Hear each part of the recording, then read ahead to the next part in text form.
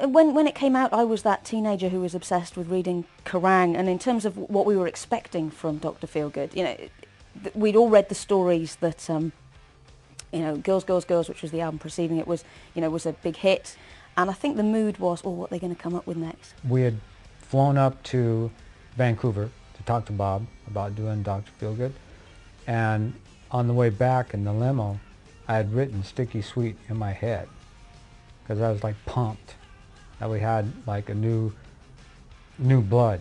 We must have done 145 shows or something. I mean, we toured the whole year straight. That's sort of when everything that got, you know, from really, really good to great for us, you know. Every night we go out there and play to sold out, you know, arenas. There's 15, 20,000 people every night in a fucking huge building going, you know, that's pretty amazing. They've always been a bit fractious, but I think at that time it was, I think they all sort of realised that they had to band together. You know, this had to be a group effort, and I think with the added sort of influence of Bob Rock in the studio, they had to bury all sorts of hatchets. It was a hard time because everybody's, you know, sober and not, you know, really knowing how to deal with all that. And the fact that we all did it together sort of like brought everybody closer. Like, you know, fuck, let's do this. We can do this, guys. Stay focused. We don't think so deeply about our own selves. We just make music and we play, and people said to me the other day, oh man, the debauchery backstage, and you just kind of scratch your head and go, what are you talking about?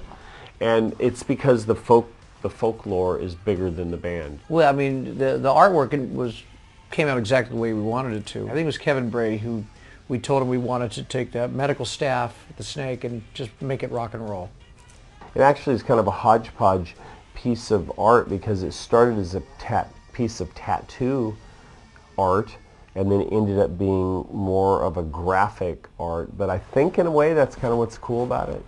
You have no idea how many people have that tattooed on their body. Like, dudes come up to me all the time, dude, check it out. Pull up their back and the fucking whole back is like, you're like, whoa, wow. It's pretty amazing that after 20 years, Dr. Feelgood is still popular, and the songs, you know, Feelgood and all the ones we play live are like the most requested songs for us to play. It feels great, you know, and it's great that the younger fans that weren't even around 20 years ago are discovering Dr. Feelgood. It's one of those albums, you know, that I guess it doesn't get like old sounding.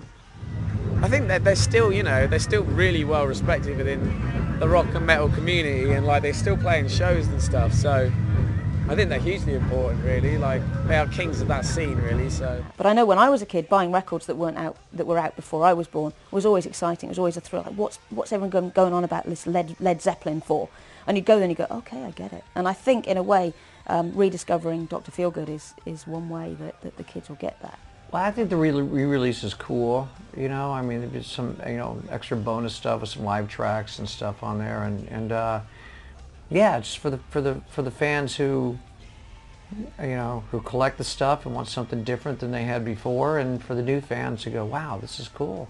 You know, whether it was when we first started or now, we've pretty much taken every penny we've made and put it right back into the show, whether it's spinning around upside down on the drums or flying across the arena or fucking blowing the place up looking like, you know, all hell's breaking loose.